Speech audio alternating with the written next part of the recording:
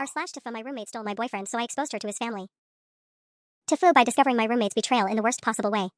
I'm staring at my roommate's laptop screen right now, and I think I'm going to throw up. The cursor is blinking in a text thread I definitely wasn't supposed to see, but here we are. 20 minutes ago, I was just trying to be a good friend. Maya's laptop died during her online exam, so she frantically asked to borrow mine. Mine was dead too, but I remembered hers was plugged in by her bed. Just grab it, the password is my birthday, she yelled while running to her backup exam location. Such a simple favor. Such a fucking mistake. Her messages app was already open when I grabbed the laptop, and I was about to close it when I saw a name that made my blood freeze. Jake Redheart. Jake. My boyfriend Jake. With a heart emoji that I've never seen her use for him before. My hands are literally shaking as I scroll up through their conversation, and each message is like a knife twisting deeper into my chest. This isn't just friendly roommate chat about what to get me for my birthday or asking if he knows where I am. This is, can't wait until she's at work tomorrow face blowing a kiss. Asterisk your bed or mine this time? Smirking face asterisk. She has no idea lol. The timestamps. Oh god, the timestamps. This has been going on for 3 weeks. 3 weeks of Maya hugging me when I came home stressed about Jake seeming distant. 3 weeks of her making me tea and listening to me worry that he was losing interest.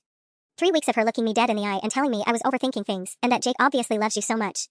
I keep scrolling and it gets worse. There are photos. I'm not going to describe them, but they're definitely not wearing clothes, and they're definitely in our apartment. In her bed that's literally 15 feet from mine, separated by a paper-thin wall. Asterisk think she heard us last night? Face with tears of joy asterisk. Asterisk nah, she sleeps like the dead. Besides, makes it hotter asterisk. I remember that night. I remember lying awake thinking our upstairs neighbors were being really loud. The rhythmic thumping. The muffled sounds. It wasn't our neighbors. My chest feels like it's caving in. Maya isn't just my roommate, she's been my best friend since sophomore year started. We've shared everything. I helped her through her brutal breakup with Trevor. She held my hair back when I had food poisoning for 3 days straight. We have matching tattoos, for fuck's sake. Tiny little anchors on our wrists that say sisters before misters in delicate script. The irony is making me nauseous. I hear footsteps in the hallway outside our door, and I slam the laptop shut so fast I nearly break it. My heart is hammering as I grab my own laptop and try to arrange my face into something that doesn't scream. I just discovered my entire life is a lie. Maya bursts through the door, her face flushed and stressed. Oh my god, you're a lifesaver. How did the laptop work? Did you get logged into the exam portal okay? She's already reaching for it, and I hand it over with steady hands that don't match the chaos in my chest. Yeah, worked perfectly, I hear myself say.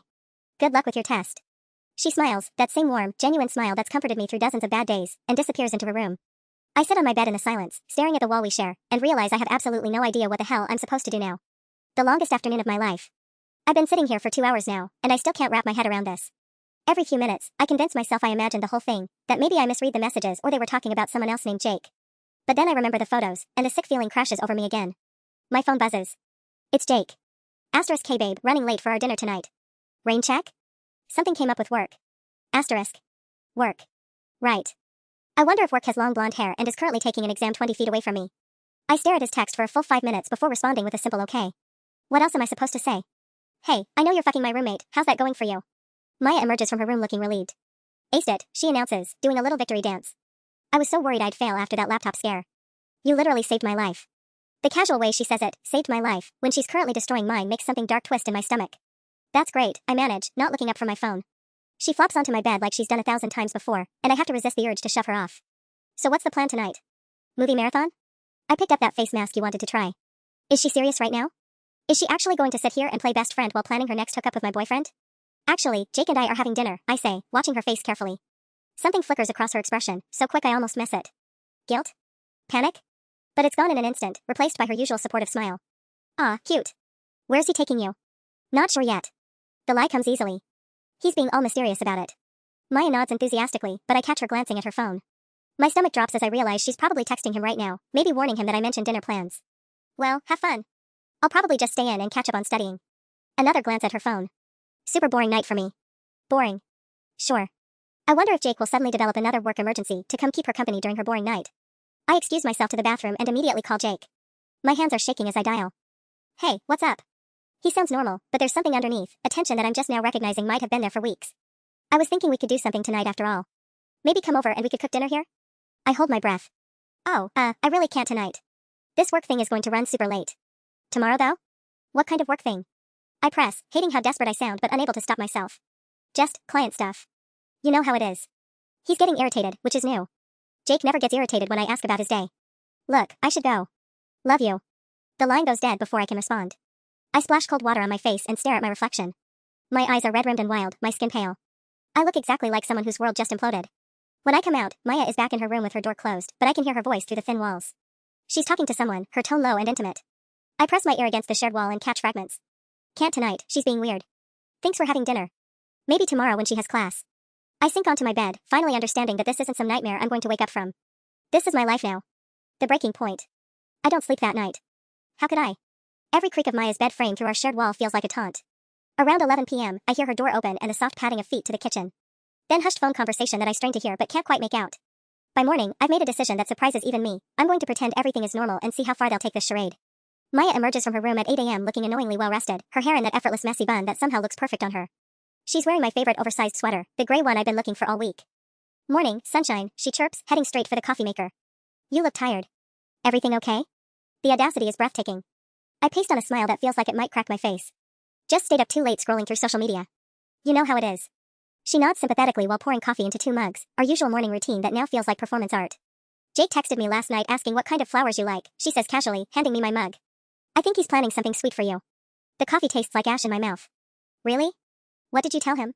Peonies, obviously. You're obsessed with them. She settles across from me at our tiny kitchen table, and I have to admire the skill it takes to look this genuinely caring while lying through her teeth. He's such a good guy. You're so lucky.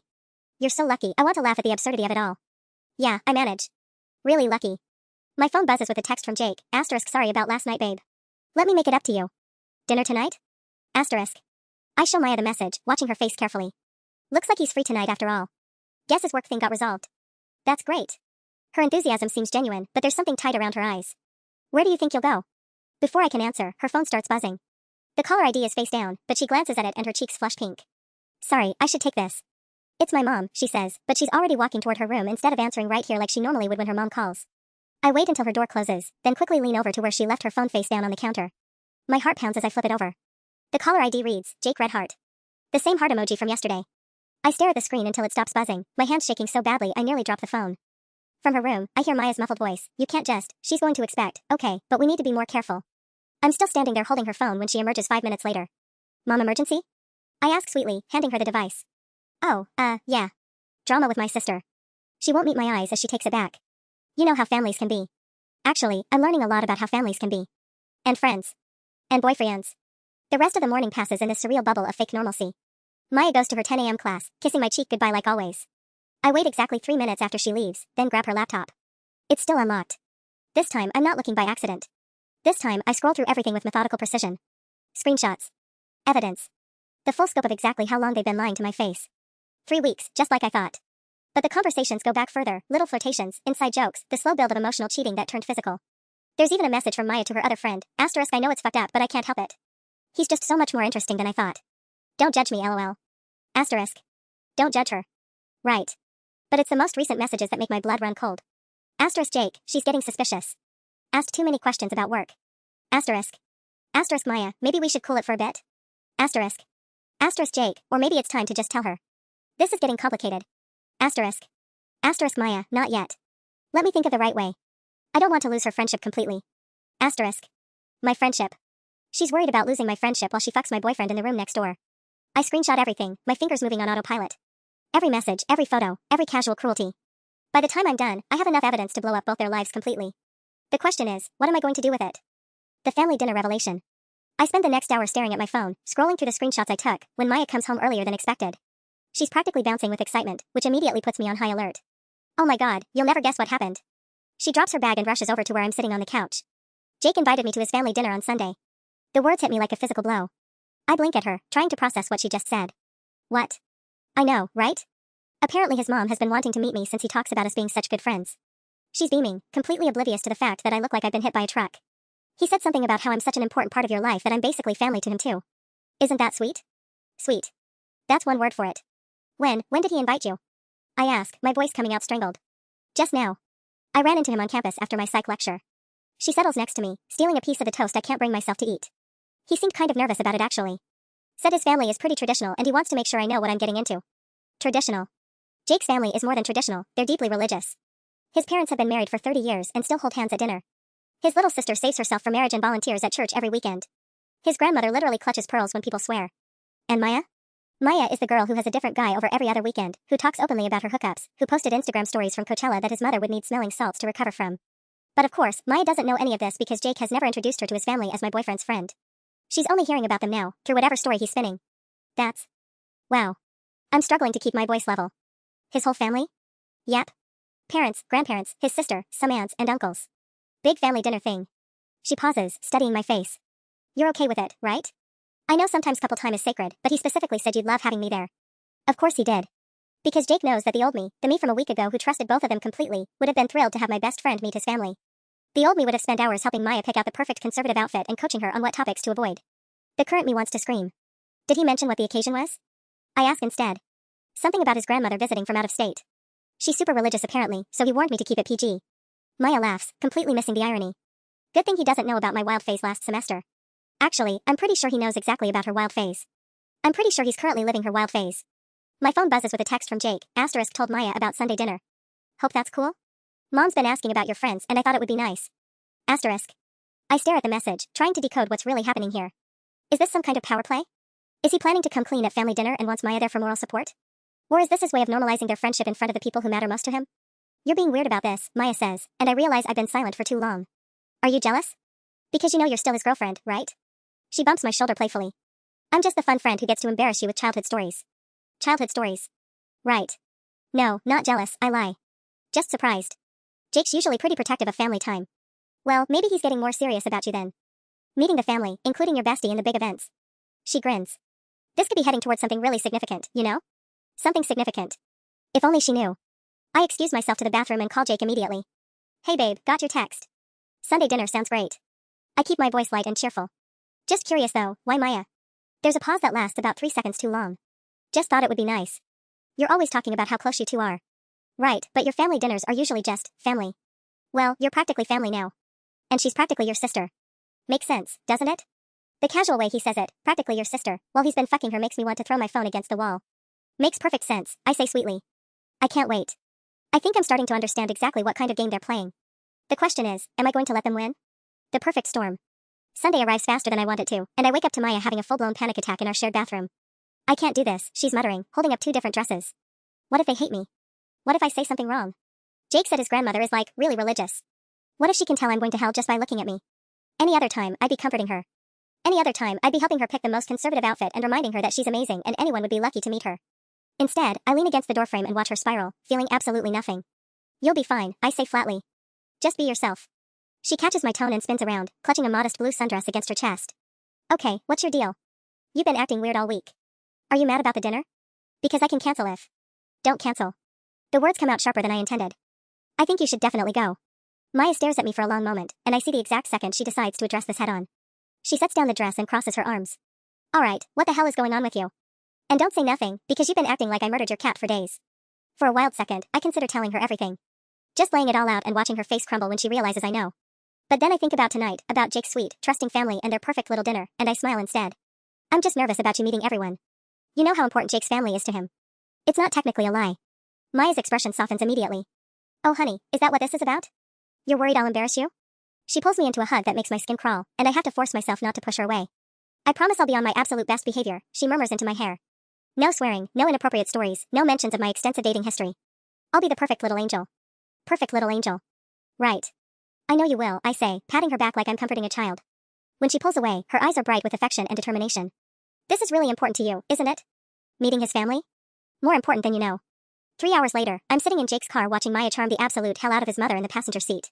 She chose the blue sundress, paired with a delicate silver cross necklace I didn't even know she owned. Her hair is in a simple bun, her makeup is minimal, and she looks like she just stepped out of a church brochure. So Maya, Jake's mom is saying, Jake tells me you're studying psychology?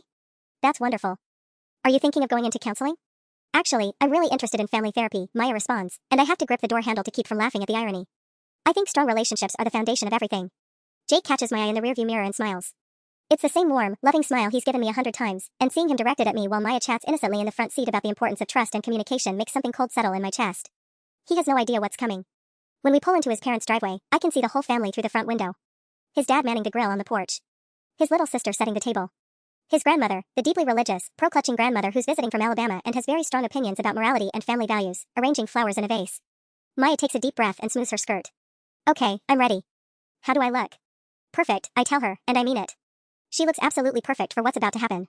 As we walk toward the house, my phone buzzes with a notification from the fake Instagram account I created last night. The account that has a very familiar username that Jake's family will recognize. The account that's about to send some very interesting screenshots to some very specific people. I silence my phone and smile as Jake's grandmother opens the door with a warm, welcoming expression. You must be Maya. We've heard so much about you, dear. If only she knew. The dinner from hell. Jake's grandmother, Eleanor, is exactly what I expected, a tiny woman with steel gray hair and eyes that seem to see straight into your soul. She's wearing a floral dress that probably cost more than my textbooks and a string of pearls that look like they've been passed down through generations. Come in, she says, ushering us into the living room where the rest of the family is gathered. Maya, dear, what a lovely dress. So refreshing to see a young woman who understands the value of modesty. Maya practically glows at the compliment, and I watch Jake's face light up with relief. He was nervous about this introduction. I can see it in the way his shoulders finally relax as his grandmother approves of Maya's appearance. Thank you, Mrs. Henderson. Your home is beautiful, Maya responds, and she's not lying. Jake's family home is like something out of a magazine, all warm woods and family photos and religious artwork tastefully displayed on every wall. Jake's little sister Emma bounces over, all 17-year-old enthusiasm. Are you really a psychology major? That's so cool. I want to study social work and help families in crisis. That's amazing, Maya says, and her interest seems genuine. Family support is so important. I actually volunteer at a crisis center near campus. This is true, Maya does volunteer work. She's actually a really good person, which makes this whole situation so much more devastating. She's not some cartoon villain who steals boyfriends for sport. She's my best friend who somehow convinced herself that what she's doing is okay. Dinner starts off perfectly normal. Jake's dad asks about our classes, his mom shares embarrassing childhood stories, and Eleanor tells us about her charity work at her church back in Alabama. Maya navigates every conversation flawlessly, asking thoughtful questions and sharing carefully edited versions of her own experiences. So Maya, Eleanor says during the main course, do you have a boyfriend, dear? A lovely girl like you must have the boys lined up. I nearly choke on my wine. Jake goes completely rigid beside me, and Maya's fork freezes halfway to her mouth. Oh, no ma'am. I'm focusing on my studies right now, Maya recovers smoothly. I believe in taking relationships seriously, and I haven't found someone worth that level of commitment yet. The irony is so thick I could cut it with my knife. How wise, Eleanor nods approvingly. Too many young people today treat romance like a game. In my day, you dated with intention. Marriage, family, building a life together, that was the goal. I completely agree, Maya says, and she sounds so sincere that even I almost believe her. I think casual dating can be really harmful. It breaks down trust and makes it harder to form genuine connections. Jake is staring at his plate like it holds the secrets of the universe. A muscle in his jaw keeps twitching, and I can practically hear him calculating how to change the subject. What about you, sweetheart? Eleanor turns to me. How are things with this handsome grandson of mine? You two seem so happy together. We are, I say, reaching over to squeeze Jake's hand. He flinches slightly at the contact. Jake's wonderful. So honest, so loyal. I never have to worry about him with other girls.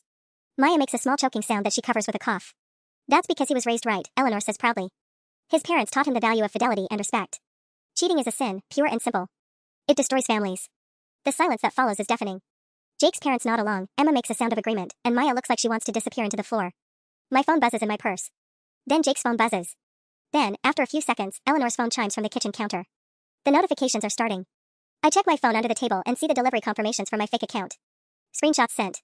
Messages delivered. Digital bombs deployed. Excuse me, Eleanor says, standing to check her phone. This might be about my flight tomorrow. I watch her face change as she reads whatever appeared on her screen. Her expression shifts from mild curiosity to confusion to something that looks like horror. What is it, Mom? Jake's dad asks. Eleanor looks directly at Maya, then at Jake, then back at her phone. I think, she says slowly, we need to have a conversation. The unraveling.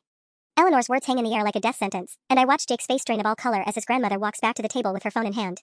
Someone, she says, her voice carrying that particular brand of disappointed authority that only grandmothers can master, has sent me some very disturbing photographs. Maya's fork clatters against her plate. Jake looks like he's about to throw up. And me? I feel eerily calm, like I'm watching this unfold from outside my own body. Mom, what kind of photographs? Jake's dad asks, immediately going into protective mode. Eleanor's lips press into a thin line. The kind that are completely inappropriate to discuss at the dinner table. Her eyes move between Jake and Maya like a hawk sizing up prey. But I think the people involved know exactly what I'm talking about. Jake finds his voice first. Grandma, I don't know what you're. Jacob Michael Henderson. The use of his full name makes him snap his mouth shut immediately. I may be 78 years old, but I am not stupid. These photos were sent from an account claiming to be a concerned friend, and they show things that would make your late grandfather roll over in his grave. Maya has gone completely white. Mrs. Henderson, I think there might be some mistake. The mistake, Eleanor interrupts, was thinking you could deceive a family that values honesty above all else. She sets her phone face down on the table with deliberate precision. Would you like to explain to me why I have pictures of you in a state of undress in what appears to be a college dormitory? Eleanor, what are you talking about? Jake's mom asks, confusion clear in her voice. The family doesn't know yet. Eleanor got the photos but hasn't shared the context. She's giving them a chance to confess before she drops the real bomb. Perhaps, Eleanor continues, they'd also like to explain the accompanying messages discussing their relationship, while one of them is supposedly dating someone else. And there it is. Jake's mom gasps. His dad's face hardens. Emma looks between all of us like she's trying to solve a puzzle. And Maya looks like she wants to disappear into the floorboards. Jake? His mother's voice is barely a whisper. Please tell me this isn't what I think it is. Jake opens his mouth, closes it, then looks directly at me for the first time since we arrived. There's something desperate in his eyes, like he's hoping I'll somehow save him from this moment. I smile back at him sweetly and take another sip of wine. Jake starts, then stops. His hands are shaking. This is really complicated. Adultery isn't complicated, young man, Eleanor snaps. It's a choice. A selfish, hurtful choice that destroys trust and breaks families apart. We're not married, Jake says weakly, as if that makes any difference to his deeply religious grandmother. You're in a committed relationship, his mother exclaims, gesturing toward me. We've been welcoming her into our family, thinking you were serious about her, and you're cheating? Maya finally speaks up, her voice barely audible. Mrs. Henderson, I am so sorry. We never meant for. For what? For us to find out? Jake's dad's voice is cold in a way I've never heard before. Or for it to happen in the first place? Both, Maya whispers, and at least she's being honest now. I realize everyone is waiting for me to react. To cry, to scream, to storm out dramatically. Instead, I carefully cut another piece of my chicken and take a bite. Sweetie? Jake's mom reaches across the table toward me. Are you okay? I'm fine, I say calmly. I've actually known for a few days now. The confession sends another shockwave around the table. Jake stares at me like I've grown a second head. You knew? He asks. Found out by accident, I explain conversationally. But I thought tonight would be the perfect time to address it. You know, with everyone here. Eleanor's eyes narrow as she studies my face. There's something calculating in her expression, like she's putting together pieces I didn't expect her to see. How very interesting, she says slowly. And tell me, dear, do you happen to know anything about these anonymous messages? My blood runs cold. She knows. The interrogation. Eleanor's question hangs in the air like a loaded gun, and suddenly every eye at the table is on me. The calm, detached feeling I've been riding evaporates instantly, replaced by a spike of pure panic. I'm sorry? I manage, hoping my voice sounds steadier than I feel. These messages, Eleanor continues, holding up her phone. They came from an account with a very interesting username. Something about truth and consequences. Very dramatic for a random concerned friend, don't you think? Jake's staring at me now with a mixture of horror and dawning realization. You sent them? I don't know what you're talking about, I lie, but even I can hear how unconvincing it sounds. Eleanor scrolls through her phone with the deliberate movements of someone who's done her homework. The messages were sent 20 minutes ago. Right around the time you excused yourself to use the restroom. She looks up at me with those sharp eyes. Quite a coincidence. Maya's looking between Eleanor and me like she's watching a tennis match. Wait, what's happening? Someone sent photos of us? Someone, Eleanor says pointedly, created a fake social media account specifically to expose your affair to our family. Screenshots of your private conversations, explicit photographs, detailed timelines. She sets the phone down again. Now, I wonder who would have access to all that information. My mouth goes dry. I thought I'd been so clever, so careful. I never considered that a woman who raised 3 kids and ran a church charity for 40 years might be able to spot a revenge plot from a mile away. I scramble for an explanation that doesn't make me look completely psychotic. That's crazy. Why would I do that? Excellent question, Jake's dad interjects. He's been quiet this whole time, but now his lawyer instincts are kicking in. Why would you orchestrate this entire evening if you already knew about the affair? David, Jake's mom says quietly, maybe we should. No, Karen. This is important. He turns to face me fully, and I see where Jake gets his intensity from. You've known for days, but you let Maya get dressed up, come to our home, meet our family, sit through dinner, all while planning to humiliate her in front of people she's never met before? When he puts it like that, it sounds so much worse than it felt in my head. She humiliated me first, I say, and immediately regret how petulant it sounds. Emma, who's been silent this entire time, suddenly speaks up. Oh my god. You catfished your own boyfriend's family for revenge? I didn't catfish anyone. The words come out louder than I intended. I wanted them to know the truth about who they were welcoming into their home. The truth, Eleanor repeats slowly, that you could have shared with us in private. Or better yet, worked out between the 3 of you like adults. Jake finds his voice again. So this whole dinner was what, exactly? Some kind of trap? You trapped yourself. I snap, my composure finally cracking. Both of you did. I didn't make you fuck my roommate in the bed next to mine. I didn't make you lie to me for weeks while I worried I was losing my mind. I didn't make you bring your side piece to meet your family while I sat there like an idiot. The silence that follows is deafening. Emma looks scandalized, Jake's parents look horrified, and Eleanor looks like she's reassessing everything she thought she knew about this situation. Maya's the first to break. We never meant for it to go this far, she whispers, tears starting to fall. It just happened. Things don't just happen, Maya, I say coldly. Decisions happen. Choices happen. And you chose to betray me every single day for 3 weeks. And you chose to turn our family dinner into a public execution, Jake's mom says quietly, and the disappointment in her voice cuts deeper than I expected. Eleanor picks up her phone again, scrolling through the evidence I provided. Well, she says finally, this is certainly the most eventful Sunday dinner we've had in years. I had the sinking feeling that this isn't going the way I planned at all. The aftermath. The silence stretches on until Jake's dad clears his throat and stands up from the table. I think, he says carefully, we all need to take a step back and process this situation. Process? I let out a laugh that sounds slightly unhinged even to me. What's to process? Your son is a cheater and my best friend is a liar. Pretty straightforward. Straightforward? Eleanor's eyebrows shoot up. Young lady, you orchestrated an elaborate revenge scheme that turned our family dinner into an episode of Jerry Springer. Nothing about this is straightforward. Maya wipes her eyes with her napkin, leaving black mascara streaks despite her earlier claims of waterproof makeup. I should go, she whispers. I'm so sorry, Mrs. Henderson. This is all my fault. Don't you dare, I snap at her. Don't you dare play the victim here. You don't get to fuck my boyfriend and then cry about the consequences. Language. Jake's mom gasps, but I'm beyond caring about propriety now. Mom, it's fine, Jake says, running his hands through his hair. She's right. Maya and we screwed up. Badly. We? I whirl on him. You think this was some mutual mistake? Some little oopsie that just happened? No, that's not what I meant. Because let me tell you what actually happened. I'm standing now, my voice getting louder with each word.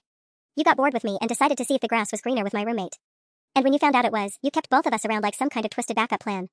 Eleanor's phone buzzes again, and she glances at it with a frown. Oh dear. It appears these messages weren't just sent to me. My stomach drops. What do you mean?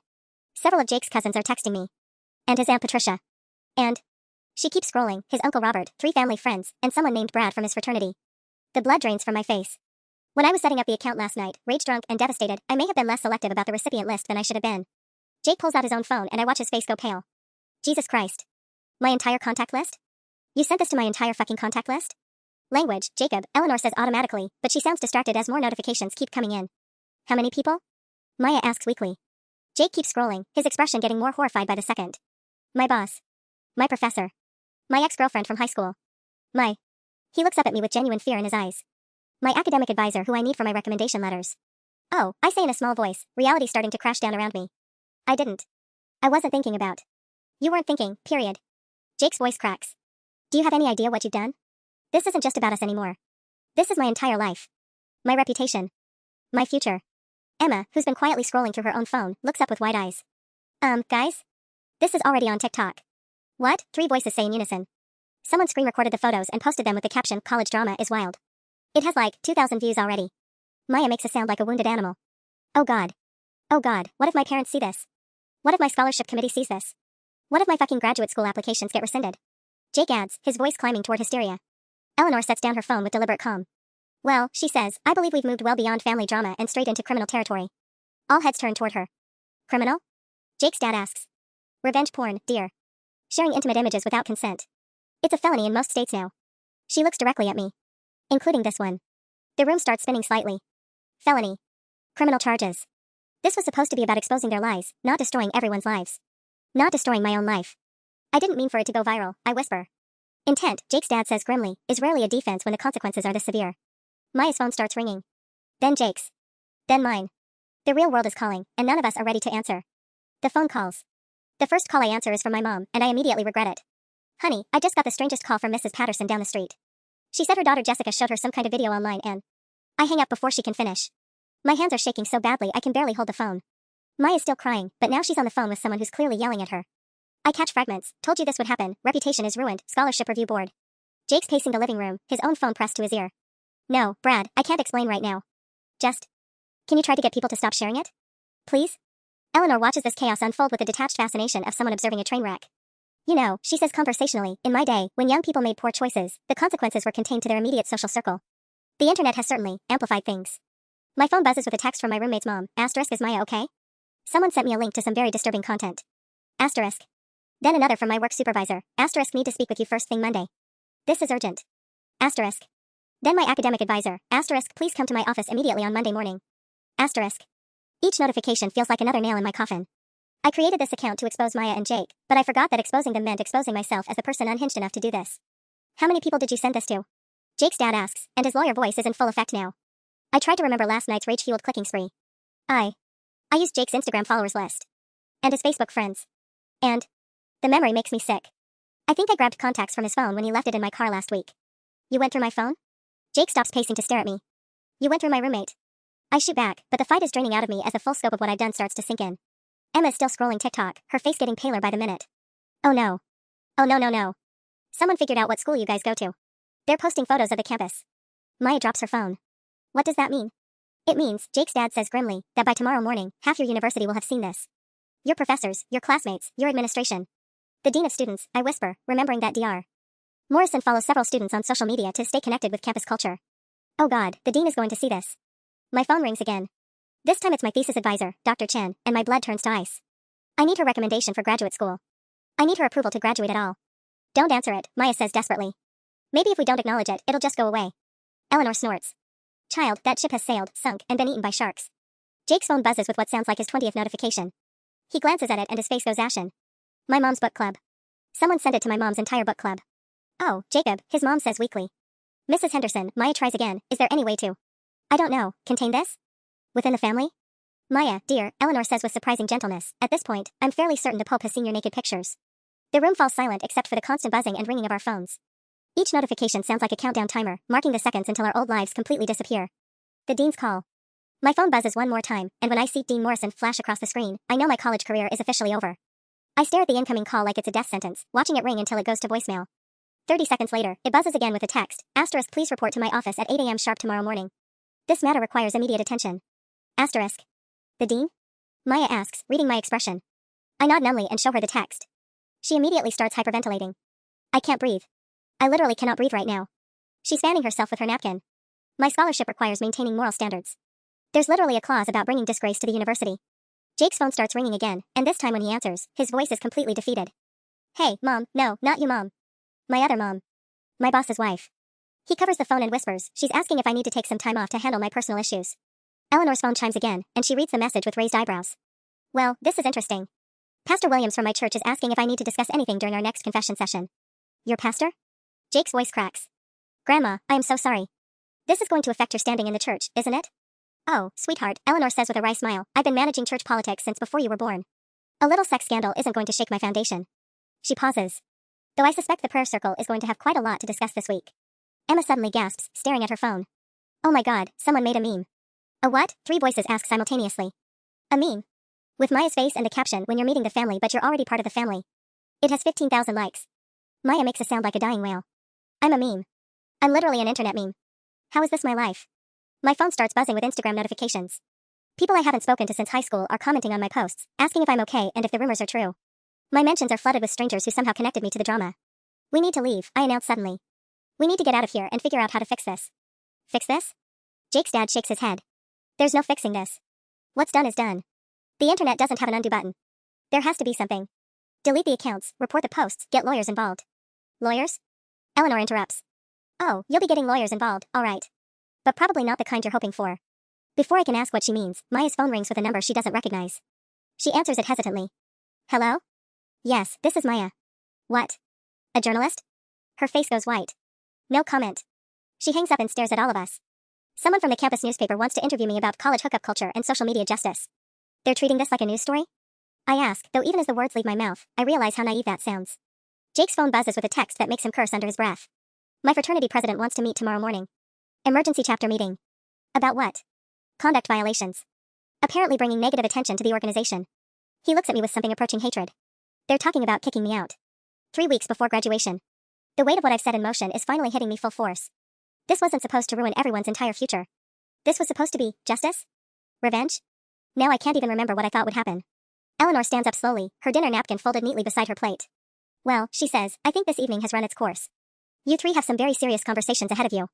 As if summoned by her words, all our phones start ringing simultaneously. The reckoning has only just begun. The lawyers and the ultimatum. The next morning, I wake up to 17 missed calls and 43 unread messages.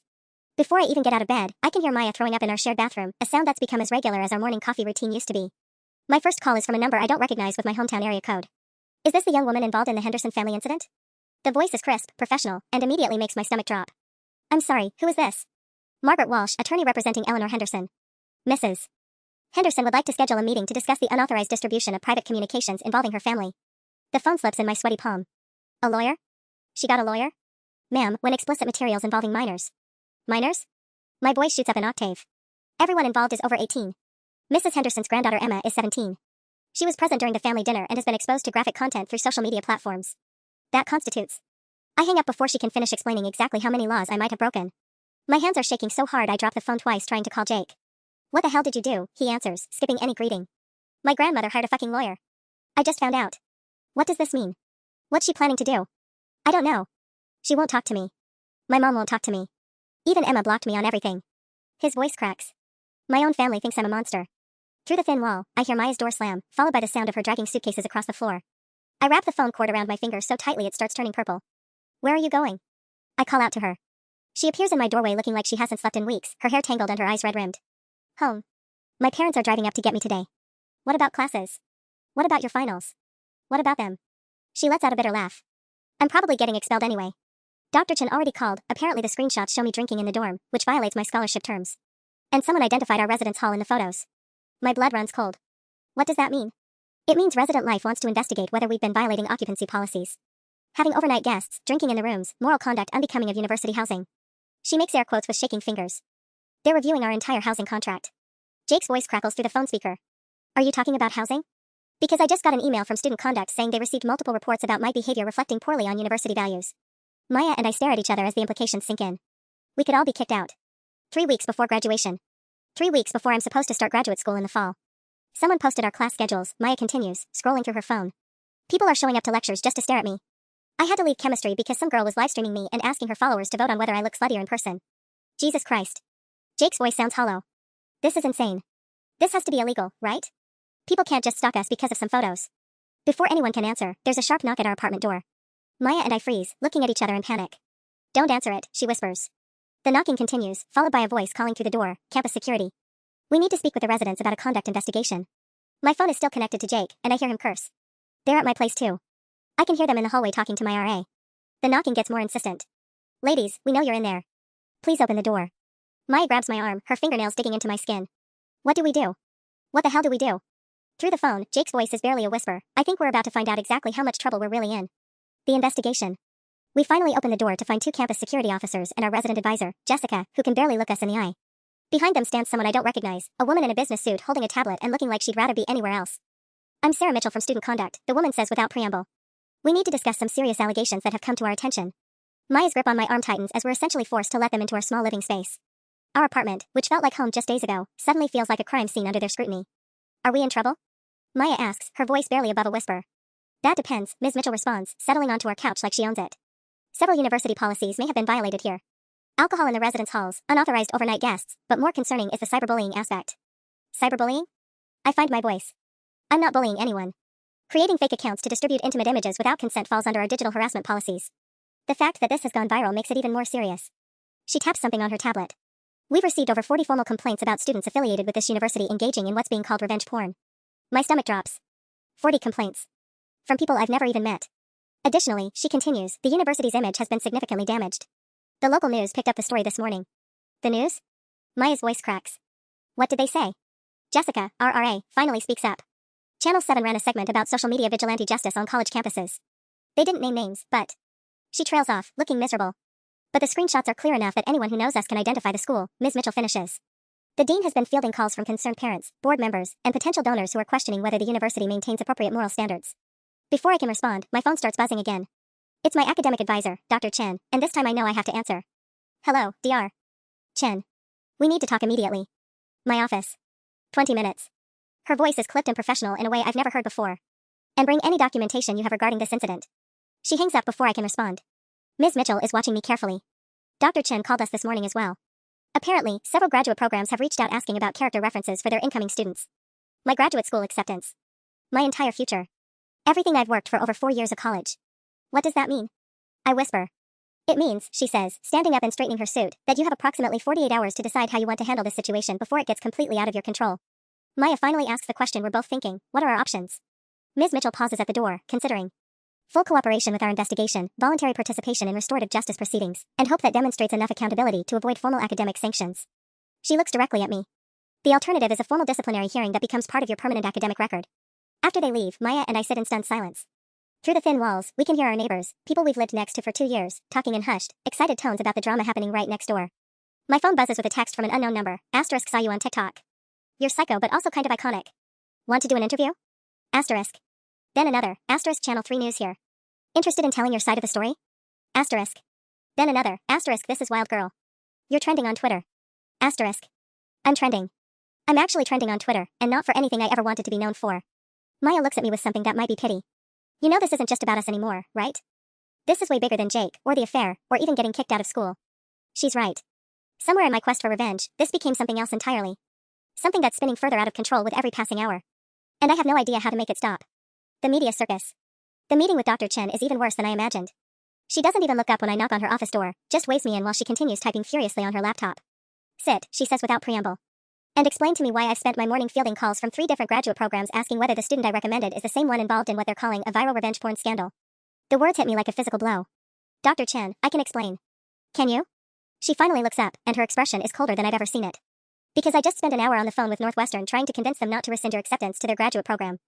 An hour of my professional reputation vouching for someone who apparently thinks distributing explicit images is an appropriate response to relationship problems. Northwestern. My dream school. The graduate program I've worked toward for 3 years. Are they going to I don't know. She closes her laptop with a sharp snap.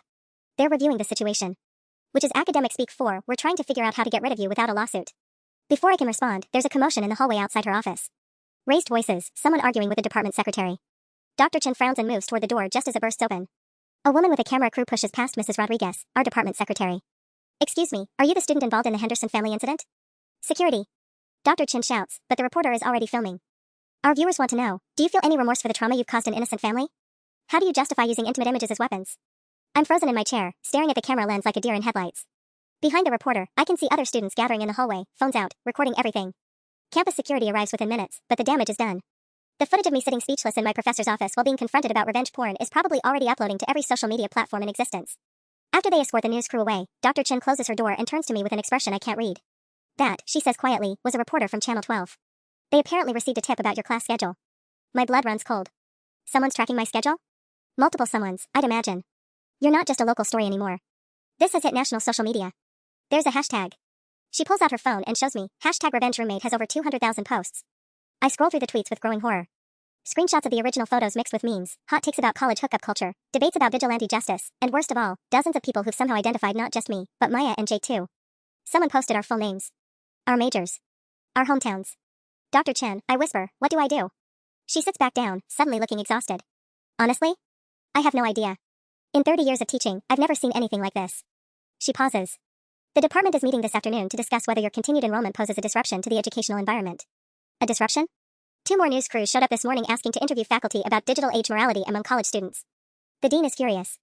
Other students are afraid to come to class because reporters might ambush them for quotes. My phone buzzes with yet another unknown number. This time I don't even look at it. There's something else, Dr. Chen continues. Jake's academic advisor called me. Apparently his family's lawyer is exploring legal action not just against you, but against the university for failing to prevent the harassment of their family. They can do that?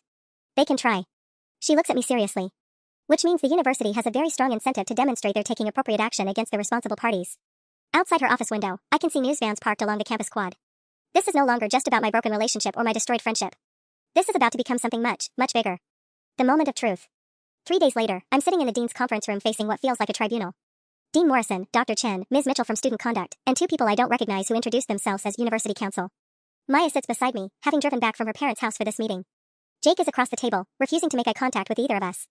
The lawyer his grandmother hired, the sharp-dressed woman who's been calling me nonstop, sits next to him taking notes. Let's cut to the chase, Dean Morrison begins. This situation has spiraled completely out of control. We have news crews camping outside our admissions office. Our board of trustees is demanding answers. And now we have legal threats from multiple parties. He slides a thick packet across the table toward me. Northwestern has officially rescinded your graduate school acceptance. 2 other students have been doxxed because internet users thought they looked like people in your photos. Campus tours are being disrupted by social media influencers trying to recreate your iconic revenge moment. Each word feels like a hammer blow. My entire future, destroyed. Maya's scholarship, gone. Jake's reputation, obliterated. All because I couldn't handle being cheated on like a normal person. However, Dean Morrison continues, expelling you 3 weeks before graduation would only add fuel to this fire. Instead, we're prepared to offer you a choice. Eleanor's lawyer looks up sharply. What kind of choice? Full public accountability, Dr. Chen explains. A formal apology, filmed and distributed through the same channels that spread the original content. Take responsibility for your actions, explain the harm caused, and commit to restorative justice. Or, I ask weekly. Formal disciplinary proceedings that become part of your permanent academic record. Which means no graduate school, anywhere, ever. Maya speaks for the first time. What about the legal charges? The revenge porn allegations? Eleanor's lawyer finally smiles, but it's not pleasant. Mrs. Henderson is prepared to forego criminal charges in exchange for a public acknowledgement of wrongdoing and a substantial donation to organizations supporting victims of digital harassment. How substantial? Jake asks quietly. $50,000. Each. The number hits like a sledgehammer. None of us have that kind of money. But as I sit there, looking at the wreckage of what my revenge plot has caused, I realize something unexpected. I feel relieved. For the first time in weeks, someone is offering me a path forward instead of just telling me how badly I've screwed up. A way to own what I did instead of hiding from it. I'll do it, I say suddenly, cutting off whatever Maya was about to argue. The apology, the donation, all of it. Jake stares at me. You'll bankrupt yourself to get out of this? I'll figure it out. I look directly at him for the first time since that horrible dinner. What I did was wrong. Not because you didn't deserve consequences for cheating, you did. But because I hurt innocent people. Your family, random strangers on the internet, other students here. I turned to Maya. I turned your private mistake into public entertainment, and that was cruel. Maya's eyes fill with tears, but she nods. I'll do it too. The apology. We both look at Jake, who runs his hands through his hair. This is insane. This whole thing is insane. He looks up at Eleanor's lawyer. Will this actually end it? The legal threats, the media attention, all of it? If you follow through completely, yes. Mrs. Henderson wants to move past this as much as you do. Jake nods slowly. Okay. Let's do it. As we sit there agreeing to essentially mortgage our futures to fix my mistake, I realize something else. For the first time in weeks, the three of us are finally telling each other the truth. It's not forgiveness, and it's not friendship. But it's a start.